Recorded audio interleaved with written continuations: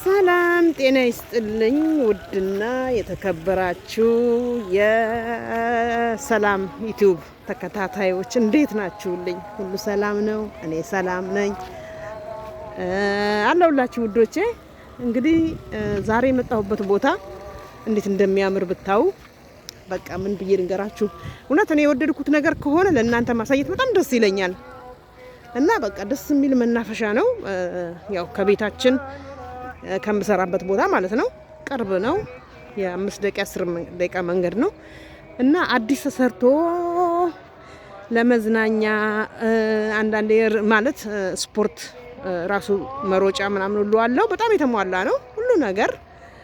እንደምታዩት ዥዋዥዌ መጫወቻው፣ ወተር ፓምፑ ይኸው እንደምታዩት በጣም ምርጥ የተሰራ ነው። ደስ ይላል። እንግዲህ ያው ስለወደድኩት ነው ወደ እናንተ ያመጣሁት። እንግዲህ እዩት።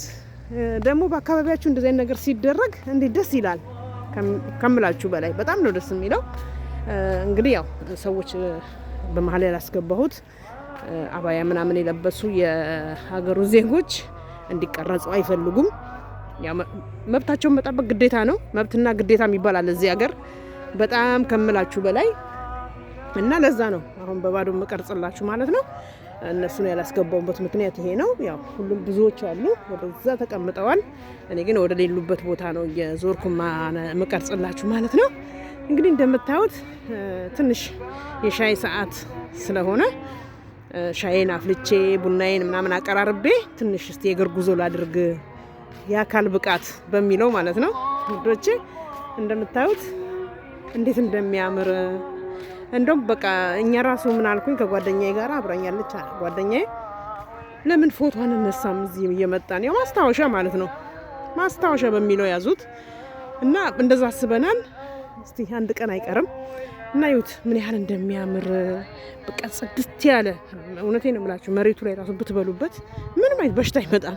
ከምር በዲቶል በክሎሮክስ ነው የሚታጠበው መንገዱ ማለት ነው የሚጸዳው እና በጣም ድምቅ ያለ ነው። ይሁት እስቲ ያሁን የምታዩት መብራት ይሁን የምታዩት እንትን ግቢ ውስጥ ነው እንደምታዩት ይኸውላችሁ እንዴት ደስ ይላል። አላሁ አክበር እያለ ነው ደስ ይላል። እና ረመዳንም ደርሷል። እንግዲህ ያው በረመዳን መምጣት አንችልም ስራ ስለሚበዛብን ያው እስከ 15 ቀን ድረስ መምጣታችን አይቀርም። ሂዱ ራሳችሁን እንትን ማለት አንቀሳቅሱ ምናምን ተብለን ተፈቅዶልን ነው የመጣ ነው እላችኋለሁ። እና በጣም ደስ ይላል። ውብ የሆነ ሰፈር ነው ያለሁት ብዬ አስባለሁ። ያው አካባቢው የሼኮች አካባቢ ነው ቤታቸው ወደዚህ አካባቢ ስለሆነ እንደዚህ ነገሮች በጣም ጸዳ ያሉ ነገሮች ግዴታ ነው። ያው ታውቃላችሁ እነሱ ደግሞ በጣም ማሳመር ይወዳሉ። በቃ እንጃ ውብ ነገር ይወዳሉ ስላላቸውም ይሁን አላቅም ብቻ አላቅም ምን ብዬ ልንገራችሁ እንዴት ደስ እንደሚል እውነቴን ነው የምላችሁ። እኔ ብዙ አመት ቆይቻለሁ እዚህ ሀገር። በቃ ሂጂ አይለኝም ወደ ሀገሬ። ይሄ ነው ወይ መሰለኝ በቃ እንዳልሄድ የሚያደርገኝ ብዬ ነው የማስበው። በእውነት የተለያየ ቦታ ስንሄድ አንዳንድ ቦታዎች ሱቆች፣ ሞሎች ምናምን ስንሄድ በቃ ምን ተነፍሰው አየር ራሱ ንጹህ ነው። ግን ምንም ሆነ ምንም ይገባኛል የሰው ሀገር የሰው ነው ምንም ሆነ ምንም። ግን ቢሆንም በቃ እስካለንበት ድረስ ሀገራችን ነው ብለን ነው የምናስበው። ሁለተኛ ሀገራችን እኛ ምንድነው እዚህ ሀገር እንዲህ ሊያቆየን የሚችለው እንደኔ ግምት ከሆነ እንደኔ ግምት ነው የምላችሁ ነጻነቱ፣ ሰላም መኖሩ በቃ ገብቷችኋል። በቃ ሰላም የሚለው ነገር እንደ ኢማራት አለ ብዬ አላስብም። ኮሽ የለም እኮ ኮሽ የለም። አንዱ አንዱን አክብሮ የሚኖርበት፣ አንዱ የአንዱን መብት ጠብቆ የሚኖርበት፣ ምንም አይነት ንክኪ የማይደረግበት ሀገር በቃ መብቴ ነው መብትና ግዴታዬ አውቀን የምንኖርበት ሀገር ቢኖር ኢማራት ነው። እውነቴን ነው ብላችሁ እዩት። እንግዲህ እንዴት እንደሚያምር የሆነ እዚች ወንበር ላይ ልቀመጥ ነው ማለት ነው። ተቀምጬ ወደ እናንተ ቀሪውን ቀርጽላችኋለሁ። እዩት። እዛ ጋ አሁን ምን አለ መሰላችሁ የስፖርት መጫወቻ አለ። የእግር ኳስ፣ የቅርጫት ኳስ አያችሁ እዛ ጋር እዩት። እንግዲህ እና ይሄንን ያህል በዙም አድርጌ ላሳያችሁ። ይህን ያህል ነው ለሀገራቸው ህዝብ የሚጨነቁት። ለህዝባቸው ባደረጉት ነገር ለእኛም ጠቅመውናል። እውነቴን ነው የምላችሁ። እኛ ብዙ ጊዜ ምን እንላለን በቃ የሆነ ነገር ቢኖረን ሀብታም ብንሆን አይደለም፣ ዋናው ሰላም ነው። በዚህ ሀገር ብዙ የሚያስተምሩ ነገሮች አሉ። እውነቴን ነው የምላችሁ።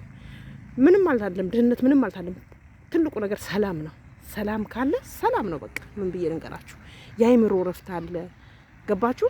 ሳትበሉ ሳትጠጡ አትኖሩ መቼም። እግዚአብሔር የተከፈተውን ጉሮሮ ሳይዘጋው አያድርም ይባላል።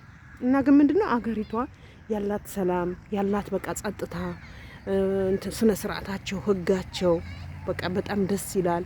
ለዚህም ሲባል እኛ ነገ እንሄዳለን ሀገራችን፣ ዛሬ እንሄዳለን ስንል ሰው ሀገር ስንት አመት እኔ ብነግራችሁ አሁን የቆየሁበትን አመት በእውነት እውነት ነው ትላላችሁ። ገባችሁ? ስለዚህ በጣም የምትወደድ ሀገር ነች። በጣም በቃ ምን ብዬ ልንገራችሁ፣ በጣም የምትወደድ ሀገር ነች። ማንም ይማራት እጠላለሁ የሚል የለም። ግን ምንድነው ትንሽ አሁን እኛ ባለንበት ሁኔታ ትንሽ አበሻ ትንሽ አስቸጋሪ እየሆነ መጥቷል። አበሾች ከባድ እየሆኑ መጥተዋል። በጣም ከባድ እየሆኑ ነው። በተለያየ ባህሪ እያመጡ ማለት እንደ መስረቅ ይሄ በቃ አላለም። ምን ብዬ ልንገራቸው፣ ቲክቶክ ላይ እንደምናየው ብዙ ታሪክ እየተፈጠረ ነው። ግን ለወደፊት አንድ ነገር እንዳይመጣ፣ ምክንያቱም እነሱ በሀገራቸው ቀልድ አያውቁም። እውነቴን ነው የምላችሁ።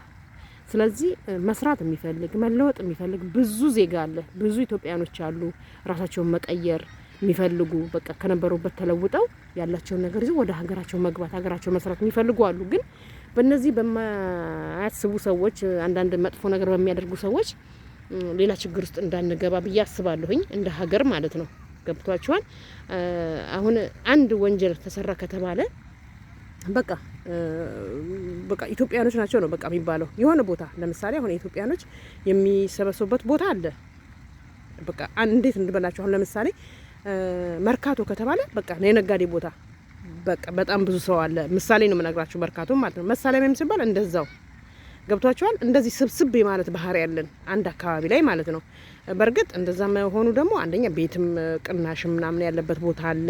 ያው ታውቃላችሁ እዚህ ሀገር ብሩም በብር ነው የምትቀይሩት እንጂ እንደ ሀገራችን በድርሃሙ ወደ ኢትዮጵያ ብር ተመንዝሮ አለ የምንጠቀመው። ስለዚህ ድርሃም በጣም ውድ ነው፣ በጣም ውድ ነው። በአሁኑ ሰዓትማ ከውድም በላይ ውድ ነው። ምን ብዬ ልንገራችሁ። ስለዚህ ያ ስለሆነ በቃ ሼር ነው የሚኖሩት። በቃ ያው እንደምታውቁት ያው ብዙ ነገር አለ። ኢትዮጵያኖች በአንዳንድ ነገርም አብረን መኖር ምናምን ነገር አለ። ይሄ ነው ብሎ መዘርዘሩም ስለምታውቁት አታውቁም ብዬ አላስብም። ስለዚህ ያ ስላለ በቃ ትንሽ አገራችንን ትንሽ የማሰደብ የምናምን ነገር በቃ በሌብነቱ እንዳልኳችሁ በተለያየ ነገር በጣም ይደብራል። ያም ሆኖ ግን ይሁን እስቲ እና እኛም ሀገራችን ሰላም ቢኖር በቃ ምንም ይቅር ሰላም ቢኖር። እቺ እኮ ኢማራት እኮ ከኛ ሀገር በኋላ ከተቆረቆረች ሀገር ነች። ኢትዮጵያ እኮ የሰው ልጅ መገኛ ሀገር ነች። ስለዚህ ልትከበር ይገባል። አሁን ሀገራችን ሰላም ቢኖር እኛ እዚህ ሰው ሀገር ምን አንከራተተን አይደለም። ስለዚህ እግዚአብሔር ሀገራችንን ሰላም ያደርግልን። ከምንም በላይ ሀገራችንን ሰላም ያደርግልን። ሰላም ነው የምንፈልገው እኛ፣ ማጣታችን አይደለም የምናየው። ሰላም ካለ ሁሉ ነገር ይኖራል፣ የማይኖር ነገር የለም። አስባችሁታል? ይሄው ሰላም ስላለ እኮ ነው ይሄ ሀገር እንደዚህ ለውጥ ያለው እንደዚህ እንትን ያለው እና ደስተኛ ሆነው የሚኖሩት ማለት ነው። አስባችሁታል? እና ስለዚህ ለሀገራችን ሰላም ለሀገራችን ጸሎት ማድረግ አለብን። እኛም እንደ ሰው ሀገር እስቲ ሰላም አግኝተን ተሳስበን ተነጋግረን ማለት ተፋቅረን ብንኖር። እዚህ ሀገር አሁን አንዱ የአንዱ ቤት አይሄድም ዘመድ ለዘመድ ካልሆነ በስተቀር በቃ ሁሉም በህጉ ተከባብሮ ነው የሚኖረው። ማንም የማንንም መብት መንካት አይችልም። ይሄ ምንድነው ሌላ ችግር ሌላ ጸብ ሌላ ነገር እንዳይፈጠር ከሚል ነው። በቃ ህጋቸውን አክብረው ነው የሚኖሩት፣ በህጋቸው መሰረት ነው የሚኖሩት። የማንንም መብት አይነካም፣ አንዱ ያንዱን መብት አይነካም። በቃ ይኖራል። እና ይህንን የመሰለ አገር እንደዚህ ያደረጉት ሰላም ስላላቸው ነው። ከሰላም በላይ ምን አለ? ይሁት እንግዲህ ይህን የመሰለ ቦታ አስባችሁታል? በመንግስት የራሳቸው መንግስት አስተካክሎ አሰርቶ ምን ብሎ ሰዎች እንዲዝናኑበት ማድረግ ማለት ቀላል ነገር አይደለም። እንግዲህ በነፃ ነው ይሄን ገብተን የተቀመጥ ነው የምንዞረው ማለት ነው። ስፖርት እንደዚህ እንትን የሚባለው። ስለዚህ ይህንን የመሰለ መንግስት ማግኘት ቀላል አይደለም። ለህዝቡ ለእንትኑ ለህብረተሰቡ የሚጨነቅ ምን ያስፈልጋቸዋል ምንድነው የሚፈልጉት ብሎ አስቡ። ይሄንን ማድረግ ቀላል አይደለም። በእርግጥ እኛም ሀገራችንም ብዙ ለውጦች ታይተዋል። ግን ከዚህ በላይ ያስፈልጋል። ለኛ ሀገር አትክልት መትከል ሳይሆን ቅድሚያው ሰላም ነው መሆን ያለበት። ከሰላም በላይ ምንም ነገር የለም። እውነቴን ነው የምላችሁ። እንግዲህ ዛሬ ያለውበትን ሁኔታ አሳይቻችኋለሁኝ። እንደምታዩት ከወደዳችሁት ሼር፣ ላይክ፣ ኮመንት እያደረጋችሁ አበረታቱኝ። አገር ቤት ደግሞ በሰፊው እስከምንገናኝ ማለት ነው። የኔ ዩቲዩብ የአገር ቤት ጉድ ነው የማሳያችሁ። ለጊዜው ግን እዚህ ለማጠናከር ብዬ ነው። እንግዲህ እንደምታዩት ይህን ይመስላል ያለሁበት አካባቢ። በተረፈ እንግዲህ ሰላማችሁን ያብዛልኝ። ወዳችኋለሁ የአገሬ ልጆች። ቻው ባይ ባይ ባይ።